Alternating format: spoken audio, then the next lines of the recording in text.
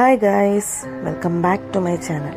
കുറേ നാളായിട്ട് day in my life എടുക്കണമെന്ന് എനിക്ക് തോന്നിയിരുന്നു.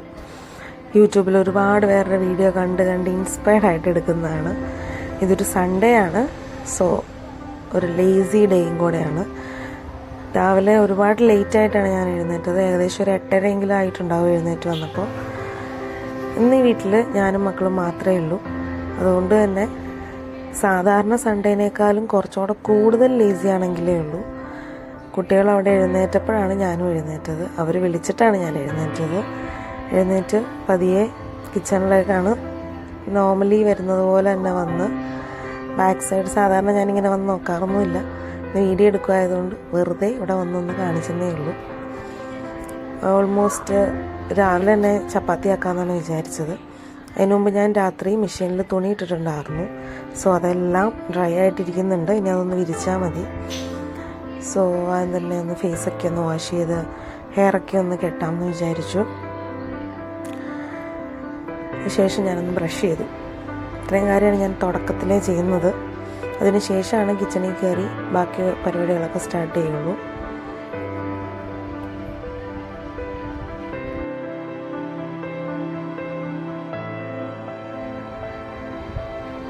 സോ ബ്രഷിങ് കഴിഞ്ഞു. ഇനി നേരെ കിച്ചണിലോട്ട് കയറുകയാണ്. ചപ്പാത്തിയാണ് ഉണ്ടാക്കുന്നത്.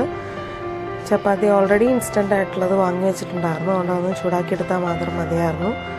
അത് ഞങ്ങൾക്ക് 3 പേർക്കുള്ള മാത്രമാണ് ചൂടാക്കിയിട്ടുള്ളൂ. ഒരു 5 എണ്ണം ഞങ്ങൾ ഉണ്ടാക്കിയെടുത്തിട്ടുണ്ട്.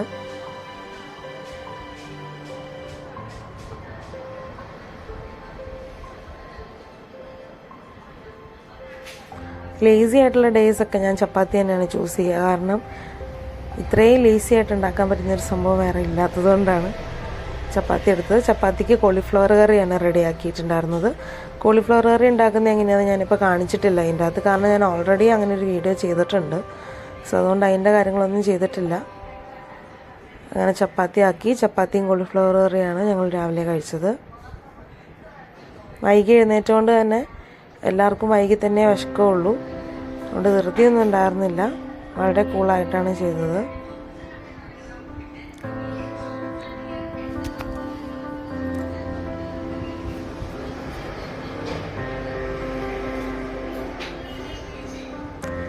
പണ്ടൊക്കെ വീട്ടിൽ സ്വന്തമായിട്ട് ഇങ്ങനെ ചപ്പാത്തി പരത്തി എടുത്തൊക്കെയായിരുന്നു ഉണ്ടായിക്കൊണ്ടിരുന്നത്. ഇപ്പം ഞാൻ ഒരിക്കൽ പോലും അങ്ങനെ ഉണ്ടാക്കാറേ ഇല്ല. എപ്പോഴും ഇൻസ്റ്റൻ്റ് ആയിട്ടുള്ള മേടിക്കാറാണ് പതിവ്. എന്നിരുന്ന് ചപ്പാത്തി ഞങ്ങളുടെ ഒരു യൂഷ്വലായിട്ട് കഴിക്കുന്ന ഫുഡൊന്നുമല്ല. വളരെ റെയറായിട്ട് ചപ്പാത്തിയൊക്കെ ഉണ്ടാക്കാറൊക്കെ ഉള്ളൂ. കൂടുതലും ദോശ, ഇഡ്ഡലി, അപ്പം അങ്ങനെയൊക്കെയാണ് ഉണ്ടാക്കുക. അതിൻ്റെ ഇടയ്ക്ക് മാത്രം വന്നു പോകുന്നൊരു ഫുഡാണ് ചപ്പാത്തി. എന്ന് വെച്ചാൽ ഇൻസ്റ്റൻ്റ് ആയിട്ടുള്ള ചപ്പാത്തി എന്നും കഴിക്കുക എന്നല്ല. അതൊന്നും എന്നും കഴിക്കുന്നൊന്നുമില്ല. ഭയങ്കര റെയറായിട്ടേ ഉള്ളൂ.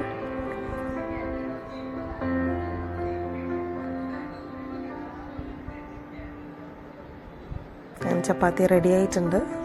5 ചപ്പാത്തി ഉണ്ടാക്കിയിട്ടുള്ളൂ. ഞങ്ങൾ 3 പേരേ ഉള്ളൂ. അതുകൊണ്ട് തന്നെ ചപ്പാത്തി റെഡി. അതുപോലെ തന്നെ കോളിഫ്ലവർ കറി റെഡിയാക്കിയിട്ടുണ്ട്.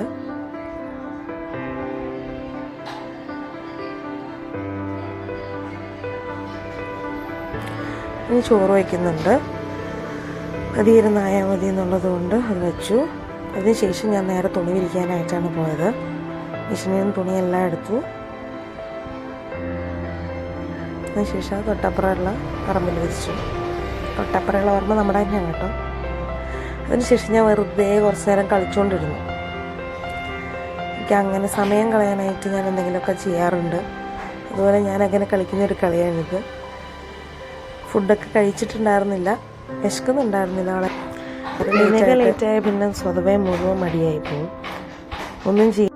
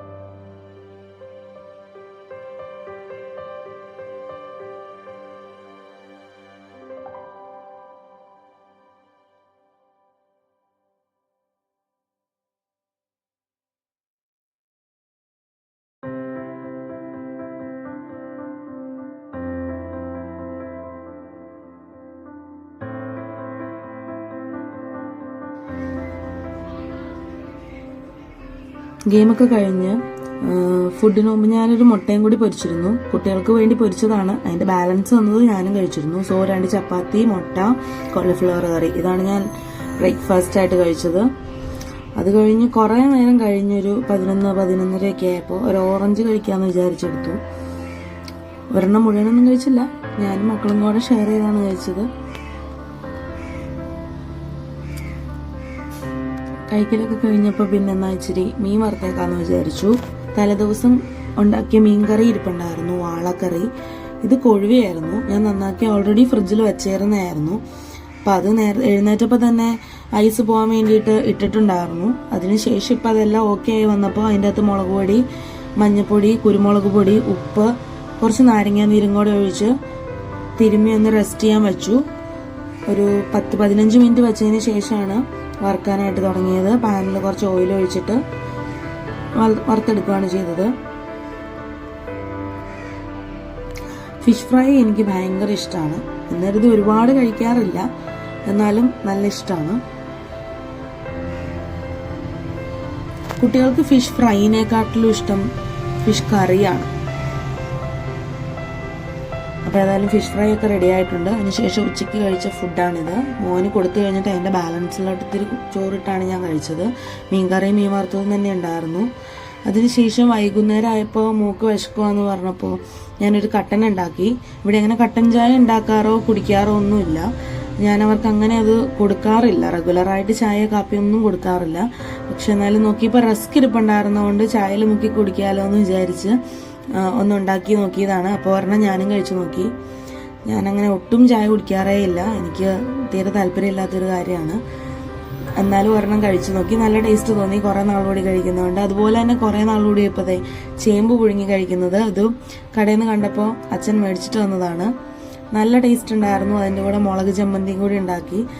ചുവന്നുള്ളി, കുഞ്ഞി ഉള്ളി ഉണ്ടല്ലോ, ചുവന്നുള്ളി, അതുപോലെ കാന്താരി മുളകും കുറച്ച് പുളിയും കൂടെ ചേർത്ത് ഒന്ന് പയ്യെ ക്രഷ് ചെയ്തെടുത്തതാണത്. നല്ല ടേസ്റ്റ് ഉണ്ടായിരുന്നു. അങ്ങനെ എൻ്റെ ഡിന്നറും കഴിഞ്ഞു. ഇത്രയേ ഉള്ളൂ ഡേ ഇൻ മൈ ലൈഫ്.